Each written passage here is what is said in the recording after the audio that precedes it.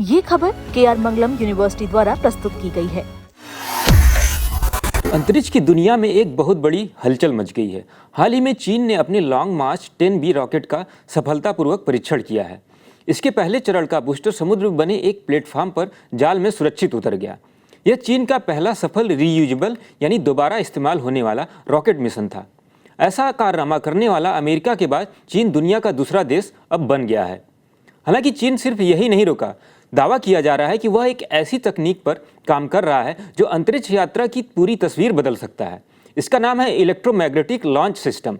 अब सवाल ये है कि आखिर ये तकनीक है क्या, यह कैसे काम करती है और क्या यह एलन मस्क की स्पेसएक्स की केमिकल रॉकेट तकनीक को भी चुनौती दे सकती है या नहीं।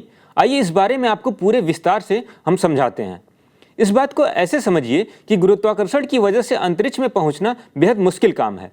पृथ्वी की कक्षा में किसी अंतरिक्ष यान को लगभग 7.8 किलोमीटर प्रति सेकंड की रफ्तार से चलना पड़ता है।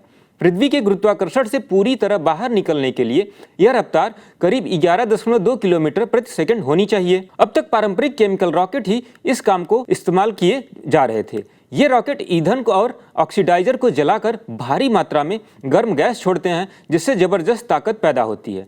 रॉकेट को उड़ने के लिए अपने साथ बहुत सारा ईंधन ढोना पड़ता है। समस्या यह है कि जितना ज़्यादा ईंधन रॉकेट ले जाता है वह उतना ही भारी हो जाता है और उसे भारी वजन उठाने के लिए और अधिक ईंधन की ज़रूरत पड़ती है।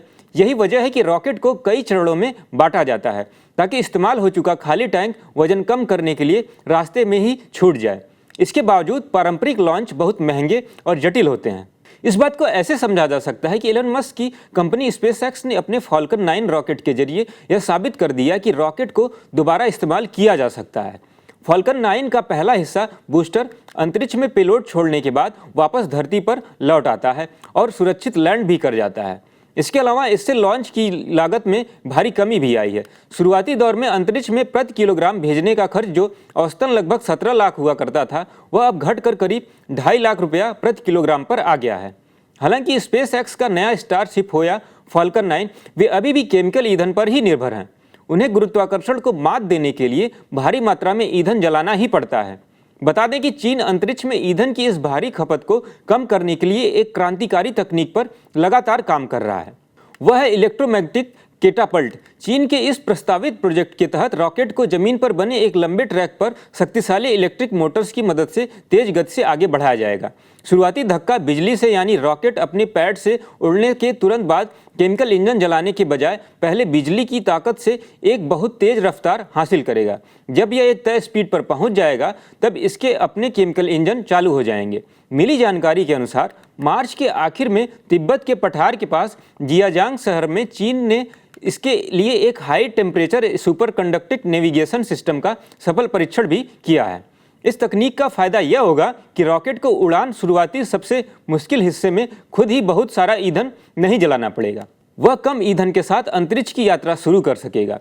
भले ही यह आइडिया बहुत रोमांचक लगे, लेकिन इसके रास्ते में कई बड़ी तकनीकी बाधाएं भी हैं।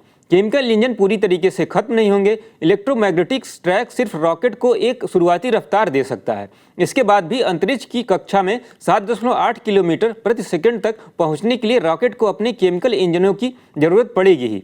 विशाल बुनियादी ढांचा, इसके लिए एक बहुत लंबा ट्रैक, विशाल ऊर्जा भंडारण केंद्र और अत्यधिक सटीक नियंत्रण प्रणाली होनी चाहिए। भौगोलिक मुश्किलें इसके भी हैं। तिब्बत के पठार जैसे ऊंचे और पहाड़ी इलाके में इस तरह का ढांचा बनाना, वहां सामान पहुंचाना और रख रखाव करना बेहद जटिल काम है।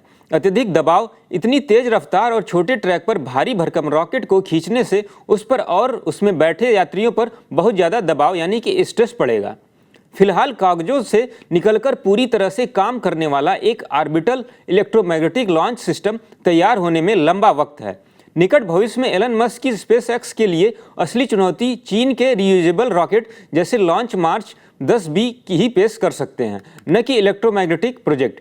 लेकिन लंबी अवधि के लिहाज से देखें तो चीन का यह इलेक्ट्रिक लॉन्च प्रोजेक्ट एक बहुत बड़ा दांव है।